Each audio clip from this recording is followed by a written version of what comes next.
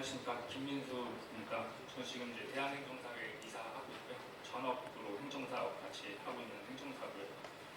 이번에 오늘 정말 또 많이 행정관님들 오실지 몰랐거든요. 저는 한 30, 40명 정도 예상했는데 거의 몇백 명 오신 것 같아가지고 너무 놀랬고, 저는 이제 뭐 전문 학자는 아닙니다.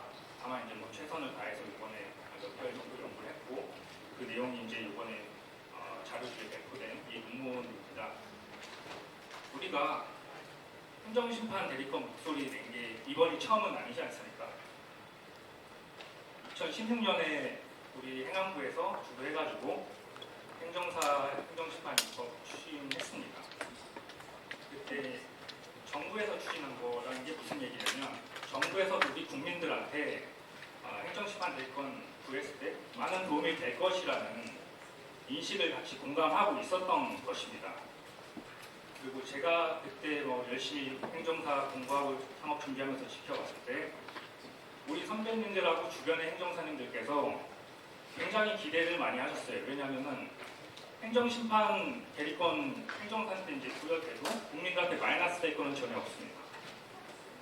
그리고 정부에서 일단은 공감을 하고 있었고, 우리한테 우호적인 의원분들도 많이 계셨습니다. 또 많은 기대를 갖고 있었는데, 막상 행안부에서 이제 입법 예고를 하니까 변호사 협회에서 즉각 반대 성명을 제시했어요. 기억하실지 모르겠는데 변호사분들이 시위를 하더라고요. 거리에 나와가지고.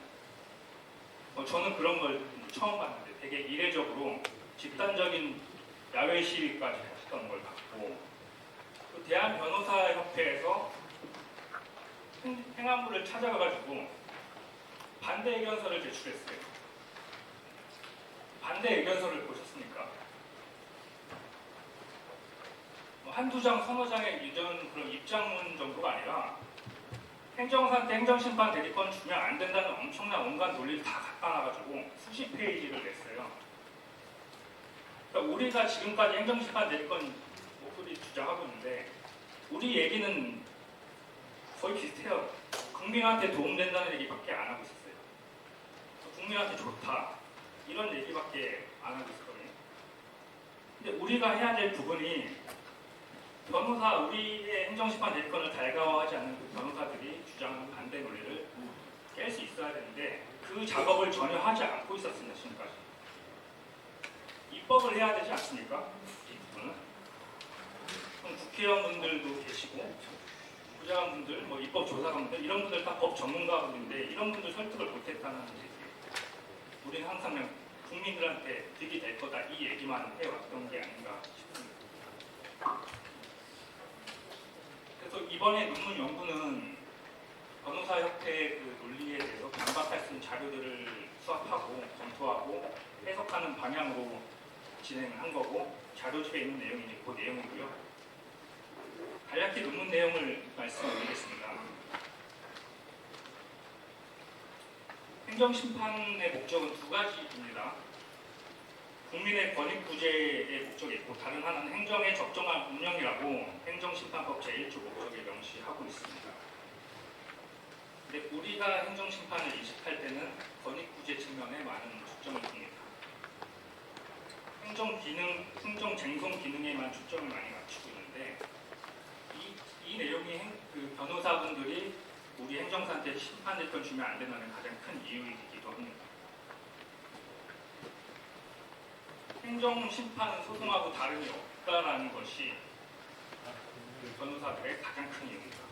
행정사는 행정 절차에 대해서 하는 자격사고, 소송은 변호사의 영역이 아니냐라는 것이 변호사단체가 2016년에 그 수십 페이지에 달하는 반대 의견서에 가장 처음 나왔던 내용이고 가장 많은 비중을 차지했던 내용이었습니다. 그리고 요즘에 최근에도 우리 행정사 커뮤니티에 변호사님이 쓴 기고문이 올라왔는데 보니까 행정사가 대리하다가 법적인 문제가 발생했다, 행정사한테 대리권 주면 안 된다 하면서 했던 논리도 똑같은 논리입니다. 이 소송인데 왜 행정사가 하냐 이거거든요. 행정심판이 사법 절차는 얘기를 계속하고 있었는데 우리는 이 논리에 대해서 반박하지 못하고 그냥 계속 좋다, 국민한테 이거 좋은 거니까 해야 되다, 이 정도에 머물러 있던 거였습니다. 이번에 연구를 하면서 찾아본 내용을 말씀드리겠습니다. 헌법재판소에서 행정심판에 대한 의미를 설명하고 있는 내용이 있어요. 현재는 행정심판이 행정청에게 재고와 반성의 기회를 주어 행정처분의 하자를 자율적으로 시정하도록 하는 자기통제 기능을 가장 첫 번째 행정심판의 기능으로 제시하고 있습니다. 행정심판의 목적이 분쟁의 다툼이나 해소가 다가 아니라는 겁니다. 그리고 우리 행정심판법 규정 살펴보면 직접 처분 제도가 있는 거 다들 아시지 않습니까? 위원회가 잘못된 처분 바로 잡을 수 있는 기능입니다. 사법부에서 직접 할 수 없죠. 행정부 내에서 직접 처분할 수 없죠. 완전한 행정통제 기능이라고 할 수 있는 부분이고요. 행정심판법 제59조에 보면은 불합리한 법령에 대한 개선이라는 규정이 있습니다. 원래 있었던 조항이 아니에요. 행정심판 제도가 발전하면서 들어온 규정입니다. 행정심판을 수행하면서 위원회에서 심리하고 재결하다가 불합리한 법령 같은 게 불편한 제도가 있다고 할 때 이를 개정하거나 하라고 시정 조치 요구할 수 있는 권한이 규정되어 있어요. 이게 무슨 말이냐면 행정심판이 단순히 어떤 분쟁을 종식시키기 위한 제도에 그치지 않는다는 것을 말씀드리고 싶은 겁니다. 잘못된 행정처분이나 부적절한 행정법령에 대해서 행정부가 스스로 인식하고 이를 개선하는 순환적인 피드백 시스템이 행정심판이라는 겁니다. 다툼의 해결을 목적으로 하는 행정소송하고는 분명히 다른 것입니다. 행정심판은 이런 면에서 행정절차라고 할 수 있습니다. 우리나라만 그런지 다른 나라도 그런지 비교 살펴봤습니다. 전반적으로 외국에서는 행정부 내에서 일어난 일에 대해서는 행정부 내에서 처리한다라는 그런 경향이 지배적입니다. 독일 같은 경우에는 행정심판법이 따로 없습니다. 우리나라처럼 행정법원법에 아주 간략하게만 들어가 있는데 그럼에도 불구하고 독일의 전반적인 경향은 행정심판은 소송의 어떤 구속된 제도가 아니라 행정절차다, 순수한 행정절차다라는 것이 독일의 경향입니다. 일본이 좀 특이했습니다. 일본은 2014년에 이의신청 제도하고 행정심판 제도를 통일했습니다. 이의신청 제도하고 행정심판 제도하고는 완전히 똑같은 제도는 아니죠. 이의신청은 뭡니까? 행정청에서 제고하는 거고 행정심판은 위원회에서 또 이제 다시 제고하는 효과적인 부분에서 차이가 있긴 한데 국민들이 봤을 때는 결과적으로 불복하는 거니까 처분에 대해서 다시 판단해달라고 이의신청이나 행정심판이나 본질적으로 비슷한 목적을 갖고 있습니다. 일본의 사례를 보면 보아도 행정심판이라는 것이 행정 절차다, 특별한 어떤 제도가 아니라는 겁니다. 행정심판 제도라는 것은 행정부 내에서 자기 통제의 목적이 있는 것이고 본질적으로 행정 절차입니다. 만약에 변호사협회에서 주장하는 것처럼 행정심판이 소송과 마찬가지에 불과하다고 하면 현행 3심제도 소송에서 4심제로 늘리는 것 말고 무슨 의미가 있습니까? 행정심판이 무슨 의미가 있습니까? 소송이나 마찬가지라고 하면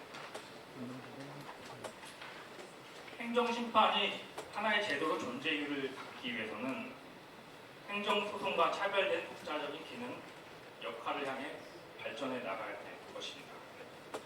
대한변호사협회가 행정심판은 소송이라고 하면서 행정사가 행정심판 대리할 수 없다는 주장은 앞으로는 배척돼야 한다고 생각합니다.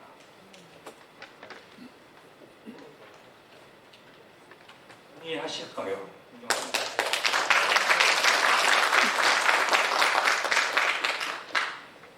동의하신 것 같고요. 그럼 행정심판은 행정쟁송이고 준사법 절차에 그치지 않는다는 건 우리가 공감할 수 있다고 생각하고, 행정부에 대해서 잘못된 걸 스스로 인식하고 개선하는 행정 절차라는 것도 우리가 같이 인식하는 걸로 전제하고 조금 더 설명드리겠습니다. 이렇게 얘기할 수도 있습니다. 변호사협회에서 행정심판이 행정 절차인데 그렇다고 행정사가 해야 되는가? 라는 주장할 수 있을 것 같습니다. 이 논문의 전반은 아까 방금까지 말씀드린 내용이고, 왜 행정사가 이걸 해야 되는지 논문 후반에 나오고 후반에 전개하고 있는 내용입니다.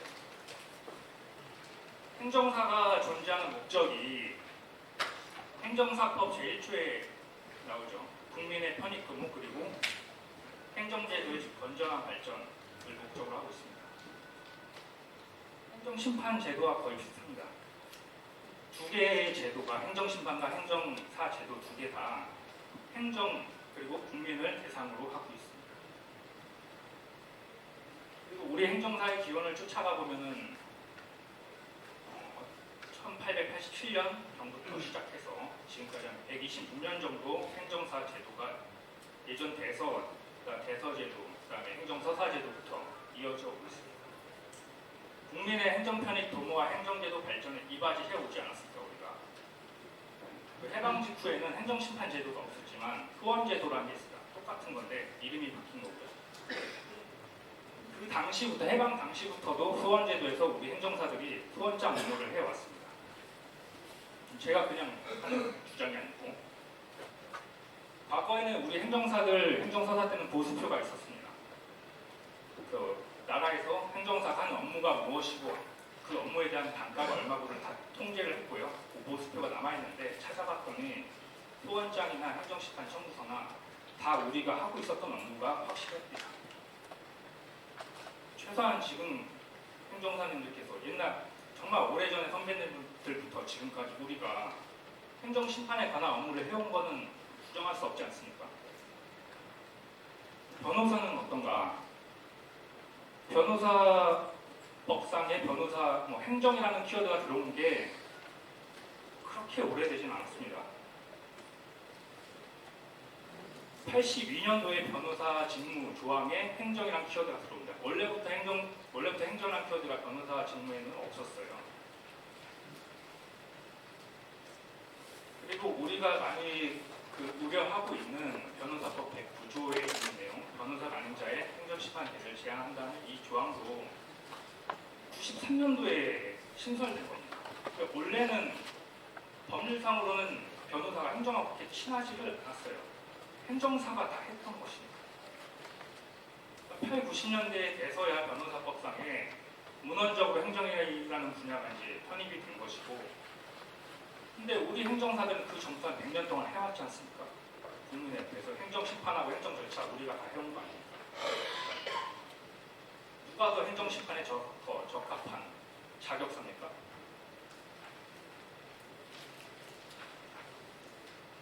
과거에는, 그리고 행정심판이란 것이 후원제도부터는 서류로만 진행했어요. 서면주의였기 때문에 변호사가 하든지 행정사가 하든지 큰 차이가 없었어요. 그러니까 행정사가 서류 써주면 그게 행정심판 제도를 다 하는 거였어요. 90년대 중반에 구술심리라는 것이 이제 원칙으로 적상이 됩니다. 원래는 옵션이어서 구술심리는 필요하지 않은 경우 안 해도 되는데, 지금은 요청하면은 서면으로 심리가 가능한 경우가 아니면 구술심리를 하도록 규정하고 있습니다. 이때부터 이제 대리권이 중요해진 겁니다. 서류랑 대리권의 차이가 발생이 됩니다. 근데 우리가 정말 오래전부터 행정심판 업무를 해왔고, 행정사 제도하고 행정심판 제도가 동일한 가치를 추구하고 있고, 원래는 변호사하고 행정사가 그렇게 크게 다른 역할을 하지 않았습니다. 이 행정 분야에서. 이런 점들을 고려하면 저는 구술심리가 원칙으로, 심리 방식의 원칙으로 편입될 당시에 행정사가 대리권이 확보되는 게 맞다고 생각하거든요. 그 당시에 행정사 업계에 약간의 발전 안 됐지만 무관심, 그리고 입법자들의 무관심에 의해서 그러한 입법 불비 상황이 지금까지 이어져 오는 것이라고 저는 주장하고 싶습니다. 이번에 행정사의 심판 대리권 반드시 입법하고 그런 입법 불비 상황을 해소하고 국민의 행정심판 접근성 높여줘야 합니다. 그러나 변호사단체들 계속 반대할 것입니다. 변호사단체가 16년에 이것 위에도 다양한 반대 논리 제시했습니다. 제일 큰 것이 앞에 말씀드린 그 사법 절차라는 주장이고요. 두 번째는 행정사의 전문성이 부족하다는 얘기입니다. 우리가 행정사 시험제도 생기고 행정사 1기분들이 하나 큰 일을 하신 게 있어요. 소송을 걸었습니다. 공무원, 공직자분들한테 너무 남발된다고. 근데 헌법재판소가 여기에 대해서 판단하면서 공직자분들의 전문성에 대해서 검토를 해줍니다. 아주 강력하게. 몇 가지만 살펴보면 행정에 관련된 전문 지식이나 능력을 갖추고 있다. 공직자분들께서. 그리고 행정 실무 경력이 풍부한 전문 인력을 효율적으로 활용하는 취지다. 이 행정사 제도는. 공무원분들에게 행정 절차의 이론과 그 근거 법률에 관하여 상당한 수준의 경험 그리고 전문 지식을 갖춘 것을 볼 수 있다라고 해서 굉장히 좋은 후하게 평가해 주셨습니다. 이런 면에서 객관적으로 어느 정도는 우리 행정사의 행정 분야에 전문성이 있다라고 저는 얘기할 수 있다고 보고, 또 자격사들의 전문성에 관해서 얘기할 때 보면 시험 제도를 많이 비교하는데요. 행정사 시험은 지금 행정법 전반을 다루고 있고요. 각 직도 다 다루고 있습니다. 행정절차법 다루고 행정심판소송법 다 다루고 있습니다. 특히 행정사 2차 논술시험에서는 행정사 실무법이라는 과목이 있고 행정심판 사례를 직접적으로 해결하는 문제를 논술형으로 푸는 것이 2차 시험입니다. 그리고 지금까지 행정사 시험 살펴보면은 항상 이 행정심판 사례 풀 수 있는지가 행정사가 되는지를 결정짓는 문제였습니다. 저는 이런 부분을 제시하면 충분히 우리 행정사들이 객관적으로 전문성이 입증 가능한 부분이라고 보여집니다. 그리고 하나 또 변호사단체에서 크게 주장하는 부분이 있습니다. 정관이유라는 것인데요. 어떤 국회의원분은 기사에서 반피한 이런 표현까지 쓰면서 행정사들이 심판 대리권 부여되면 부정한 청탁 이런 거를 좀 우려하시는 것 같습니다. 근데 행정심판이라고 해서 행정청이 하는 건 아니죠. 그 기관에서 근무하신 분이 나와가지고 그 기관에다가 영향력 행사하는 것이 아니라 위원회에서 판단하는 부분이 있고요. 정관 문제는 변호사 단체가 사실 우리한테 그렇게 할 얘기는 아니라고 생각합니다. 변호사분들은 50억도 걸지 않습니까? 정관하시니까.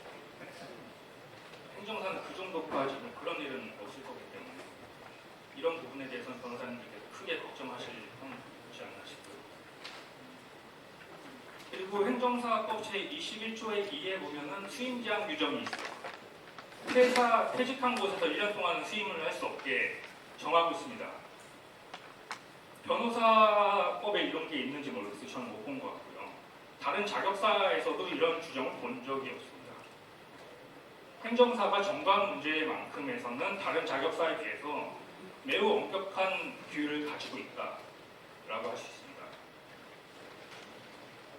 전반적으로 변호사들 논리 살펴보면은 우리가 대응할 수 있을 것 같습니다.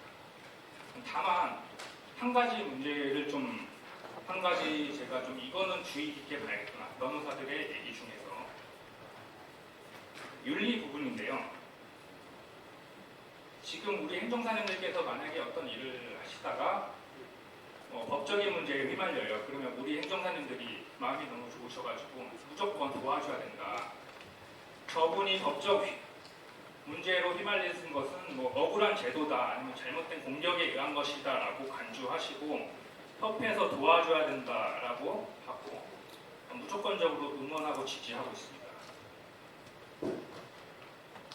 예를 들면은 어떤 변호사님께서 행정심판 업무 맡았다가 의뢰인이 와가지고 나는 행정심판 다시 생각해보니까 접수 안 하는 게 나을 것 같아요 했는데도 본인이 그냥 접수를 시켜버려요. 그럼 국민의 입장에서 되게 황당하지 않겠습니까?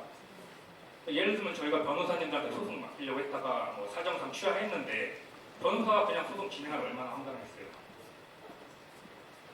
이런 부분들을 우리가 전혀 살펴보지 않고 무조건적으로 우리 같은 행정사니까 도와줘야 된다라는 부분에 좀 경각심이 필요하다고 생각을 합니다. 뭐 심지어 그 당사자분은 행정사 커뮤니티 법정 앞에서 사진 찍어갖고 본인이 업역을 위해서 지금 법정에 있는 것처럼 얘기하고 독립투사가 된 것처럼 얘기하시는 경우도 있어요. 물론 억울한 부분이 있으면 이제 도와드려야 되긴 하는데 잘못한 부분에 대해서는 우리가 징계도 좀 논의해볼 수 있다고 생각하고, 왜냐하면 변호사 단체 같은 경우는 이런 문제가 생기면은 등록을 취소시킵니다. 변호사업을 못하게 하고요. 검사 판사님들이 현직에서 무리를 일으키고 퇴사하고 변호하려고 해도 등록을 거부하기도 합니다. 우리는 안타깝게 이런 윤리 시스템이 작동하고 있지가 않아요. 고맙습니다. 대리인이라고 하면은 사실 전문성보다는 윤리성이 중요하지 않을까 싶습니다. 국민과의 신뢰관계가 더 중요하다고 생각하고요. 만약에 국민들이 행정사한테 일을 맡겼는데 불편, 불만들이 계속 제기되고 있다고 하면 대리권 확보하기 어렵지 않겠습니까? 대한행정사의 우리 황해봉 회장님이나 앞에 계신 부회장님들께서 국회의원분들 만나서 이 행정심판 대리권 얘기하고 있는데 국회 의원 입법자분들이 자꾸 행정사들이 어떤 문제가 발생한다 이런 얘기를 꺼내면 우리가 무슨 얘기를 할 수 있겠습니까? 우리 회장님이나 부회장님들께서 그 행정사 조사해가지고 징계하고 너무 심하면 퇴출할 수 있으니 우리 윤리에 대해서 걱정하지 말라고 얘기할 수 있어야 우리가 적극적으로 이 심판 대리권 대리인으로 인정해달라고 요구할 수 있지 않겠습니까?